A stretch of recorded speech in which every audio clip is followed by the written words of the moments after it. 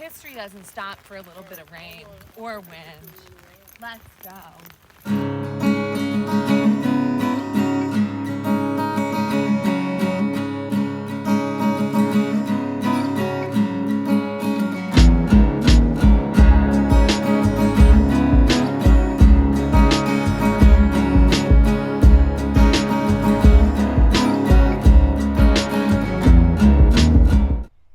Hi, I'm the History Chick, and on today's episode, we're here in Finns Point, New Jersey, where we're going to be bringing you a little bit of unknown Civil War history that, believe it or not, is right here in New Jersey. We're here at Fort Mott, which is part of a two-part fort system that we're going to be exploring today, Fort Delaware being on the other side of the river. Fort Mott, as you see, and as you're going to see in a little bit, was fortified in the 1890s as a result of the Spanish-American War. But Fort Mott's history and Civil War connections date back to the 1860s. So Fort Mott was named after Burlington County native Gershom Mott, who served in the Mexican-American War and in the Civil War. And we're going to be taking a look at New Jersey's ties to the Confederacy, believe it or not, a little bit later on.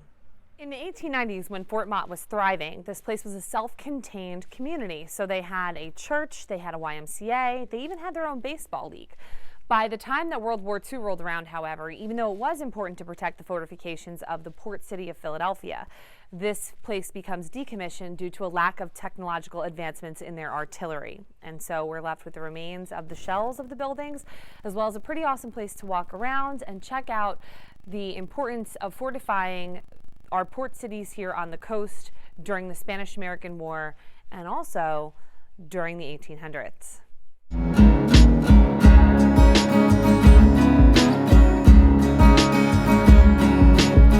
Here in the rain and in the horrible conditions, but this was probably nothing compared to what Civil War soldiers, Confederate prisoners of war, faced at Fort Delaware, which can be seen, it's the red roofed building across the river. During 1863 to 1865, over 33,000 men were on that island with a death rate and a mortality rate of over 7%. This island is New Jersey's connection, albeit Delaware, to the Civil War, as they are buried right here on Jersey soil. So we're going to take a look at Finns Point National Cemetery next.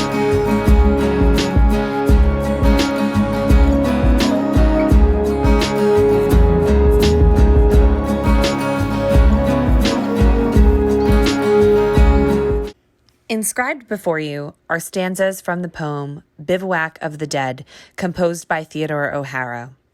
O'Hara was a Confederate Army colonel in command of the 12th Alabama Regiment and saw action at Shiloh. This poem was originally written for people that were a part of the Mexican-American War and the horror that they saw there. And now this poem is a part of many major national cemeteries.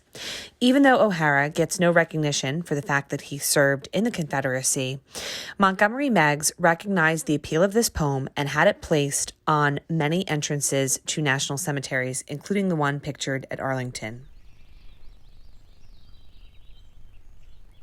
We're here at Finns Point National Cemetery in front of the Confederate Monument. This Confederate Monument was placed in 1910, which is indicative of a time period in American history that surrounds lost cause mythology. So this idea and notion of the South will rise again. In this time period, former Confederates were trying to memorialize and also pay homage to the men that lost their lives and that ultimately sacrificed for the Confederacy. This monument was erected in 1910. It highlights the over 2,400 men that died at Fort Delaware as a result of horrible living conditions, whether it was from typhoid fever, whether it was from dysentery, whether it was from smallpox or bouts of pneumonia. The men were buried here on this swath of grass at Finns Point National Cemetery. Now, national cemeteries weren't a thing until after the Civil War. As a matter of fact, Montgomery Meigs, who was put in charge of creating cemeteries, actually had the magnanimous task of putting together what spots should be national cemeteries. And so he tried to pick places in which mass burials were created or generated after battles. So Arlington, which is probably the most famous national cemetery, was the former home of Robert E. Lee. And it was Meigs who decides to place former generals of the Union Army in Lee's flower garden. Meigs also oversaw the foundation of Finns Point National Cemetery because he wanted to make sure that by the time the 1900s rolled around, those Confederates that died at Fort Delaware were given a proper burial as an attempt to heal a very wounded nation. If you'll note, the structure is in a granite obelisk. Obelisks were used in cemeteries since the dawn of time. It's often said that ancient Egyptians utilized an obelisk to symbolize eternal life, as it was to represent a ray of sunshine hitting the ground. We're going to now take a walk over to the Union side to see some of the Union graves of men that died here as well. We're now at the Union Memorial here at Finns Point National Cemetery that honors and pays homage to the 135 Union soldiers that also lost their lives here between Fort Delaware and Finns Point throughout the duration of the Civil War. You know, it's mass graves like these of locations unknown that is the reason why we celebrate Memorial Day.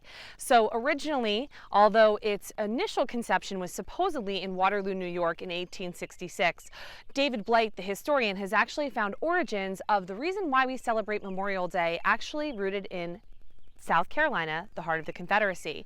And it was actually formerly enslaved peoples that wanted to pay tribute to those Union soldiers that freed them, that unearthed a mass grave of Union soldiers and decided to rebury them during May.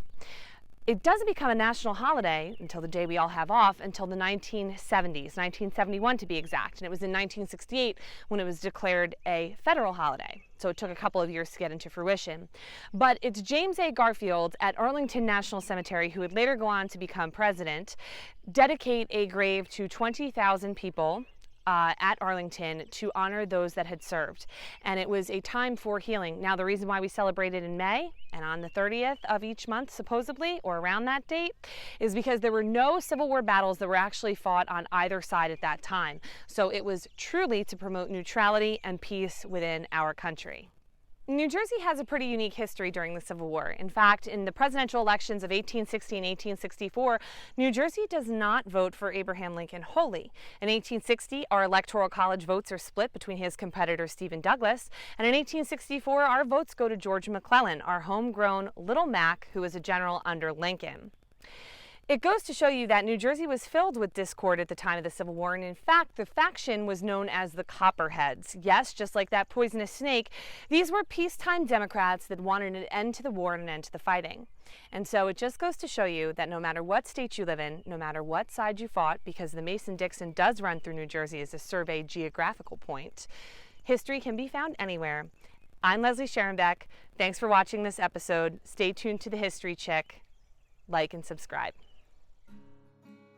On a leash. I'm